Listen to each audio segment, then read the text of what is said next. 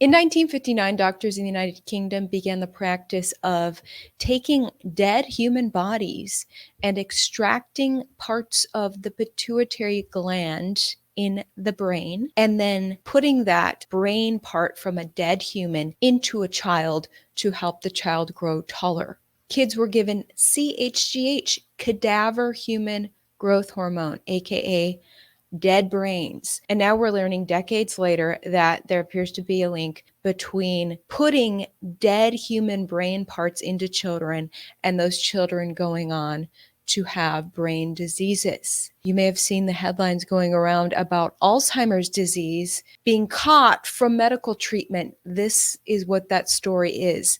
Digging into it, I couldn't believe that for 26 years in the United Kingdom, happened in America too. 26 years in the United Kingdom, if a parent had a short child, they would bring their kid in and say, hey, is there something to make my child taller? And they said, yeah, I took part of a human brain. And here's the thing, when our loved ones die, do we know that their brains are being used to inject into children to help them grow taller?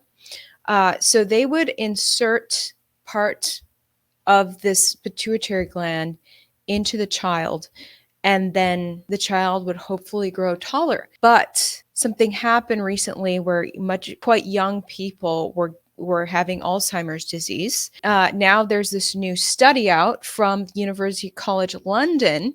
The study was published in Nature Medicine. Fox News is reporting that 8,000 Americans got this dead body part put into them as children to help them grow, c-hgh, before switching to synthetic human growth hormone. They no longer use actual dead people's brains to help children grow. Now they use synthetic hormones, and there's a side effect for that too. But in 1985, the UK, I'm not sure when the US cut this off, but the report out of London says that the UK decided to stop using real dead human brain parts to help children grow after they learned that there was a side effect associated with rapid brain deterioration in the person who got that dead person brain. This side effect would develop years later.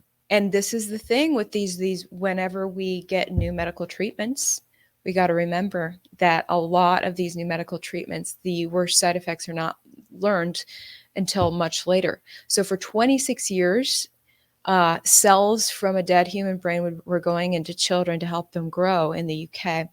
And then 1985, a connection was made with Creutzfeldt-Jakob disease. Creutzfeldt-Jakob disease is known to deteriorate the human brain and eventually cause death. It can also be caught from meat that you eat from, if a cow had mad cow disease, you eat its meat, you can catch Creutzfeldt-Jakob. Well, there was a connection with these dead cadaver body parts being put into children and Creutzfeldt-Jakob. So they decided to stop that in 1985 and switch to synthetic human growth hormone. And now this brand new study making headlines in the past few days shows that it's not just Creutzfeldt-Jakob disease, but Alzheimer's that also may be connected to c-hgh, cadaver human growth hormone, aka dead people's pituitary gland cells being inserted into children. The study is remarkably small. They only looked at 8 people who had gotten dead people's cells put into their bodies to help them grow. But 5 of those 8 people ended up with early Alzheimer's that started as early as age 38, the study said. 5 out of 8. Why did they stop at 8? Let's look at more people. Was it that bad that they cut it off right there?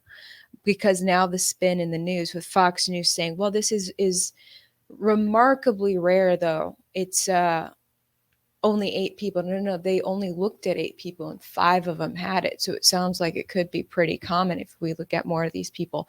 8,000 Americans got it as kids, this dead people cells as kids, and now the NIH has responded to this new study. Fox News got a statement from NIH saying that NIH is also now going to look further to see if there's a real connection between Alzheimer's and kids who got c-hgh as children to help them grow. Thank you to the sponsor of my coverage, National Gold Group. Gold has soared past $2,100 an ounce in 2023. Donald Trump recently warned that the US dollar no longer being the world standard will be our greatest defeat in 200 years. Military conflicts in Israel, Ukraine, and Yemen, plus rate cuts on the table are fueling gold's meteoric rise. Several major banks are all forecasting sizable rate cuts in an election year. Some say this is Biden's Hail Mary attempt to keep the White House. Meanwhile, our national debt is skyrocketing higher. There's a direct correlation to the national debt and the price of gold. In 2020, the U.S. debt was $23 trillion and gold was $1,500 an ounce. In 2023, now $33 trillion national debt and gold is over $2,000 an ounce. Why are so many Americans adding physical gold and silver to their portfolios and retirement plans? Learn why. You can call America's own precious metals company, the National Gold Group, today. Mention my channel, Ivory Hecker, and you'll always get best-in-class service from America's conservative precious metals leader. National Gold Group has the IRA fee waiver program, and qualifying rollovers, call 888-617-5927. Get a free investor guide today. National Gold Group is a Consumer Affairs top-rated gold IRA dealer. Call 888-617-5927. Check it out in my description. By the way, Alzheimer's disease was first discovered in 1906 by a scientist named Alois Alzheimer. The NIH says that in November of 1906, a clinical psychiatrist and neuroanatomist, Alois Alzheimer, reported a peculiar severe disease process of the cerebral cortex. He described a 50-year-old woman whom he had followed from her admission for paranoia, aggressive sleep and memory disturbance, aggression and confusion until her death 5 years later. This woman ends up dying of Alzheimer's, and it's later discovered this is pretty common. Now, the Fisher Center for Alzheimer's Research Foundation highlights a study that found for every 10% increase in daily intake of highly processed food, the risk of dementia increased by 25%. Alzheimer's is the most common form of dementia. Alzheimer's is often caused by what you eat, by the drugs that you take, and turns out also from putting dead human brain cells into your body, it sounds like, in this latest study. But here's an NIH study saying the association between amphetamine-related disorders and dementia, a nationwide cohort study in Taiwan. Now, amphetamine is the very popular Adderall is an amphetamine. Americans are using Adderall at a higher rate than ever right now. There's been a shortage of Adderall since the pandemic, an ongoing shortage since 2022, right into 2024, because so many Americans are now being prescribed Adderall because the pandemic messed with a lot of people's mental health. But here's the thing, Adderall has a side effect of worsened mental health, including that it can lead to dementia, aka Alzheimer's. And this is the irony with the pharmaceutical industry, is that you take something like Adderall to help your mental health. And when you stay on it, you then become dependent on it. And it actually causes an even worse mental health outcome. It says here that this study shows that patients with amphetamine-related disorders, both the amphetamine use disorder and the amphetamine-induced psychotic disorder, aka use of Adderall, may have a nearly 5-fold risk of developing dementia, including Alzheimer's dementia and other types of dementia. American Addiction Centers reports that Adderall's side effects include hallucination, paranoia, and exacerbation of existing mental health illnesses, especially the longer that you're on it. And artificial sweeteners are another big cause of brain deterioration.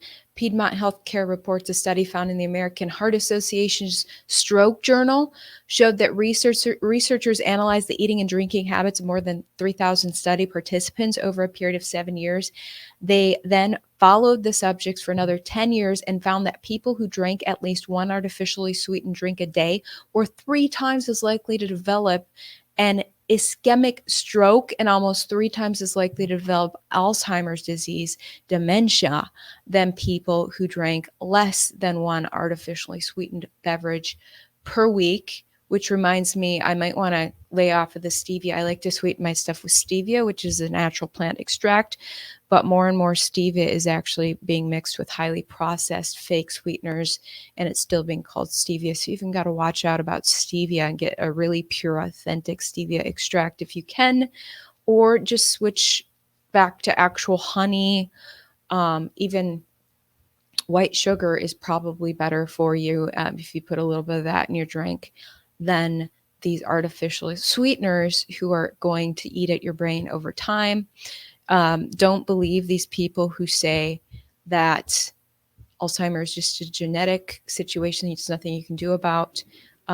It's all these studies show that it's largely caused by things that you put in your body, whether your parents decided to get you a cadaver, dead person's brain part inserted in your body to help you grow tall, or whether you picked up an artificial sweetener habit, or whether you thought you had ADHD so you needed to take Adderall, or whether you're eating a highly processed food diet, or whether you are lying to yourself and others. Creating lies in your brain can mess with your mind and cause mental health disorders as well. But there are many things that need to be looked into, and we got to take personal responsibility for our health and be aware that the pharmaceutical industry and the artificial foods industry doesn't want you to know these things. So you got to look it up yourself. Crazy story that you can actually catch Alzheimer's from a treatment that doctors gave you that they said back in the day was safe and effective, but you later learn not so much. Let me know your thoughts below.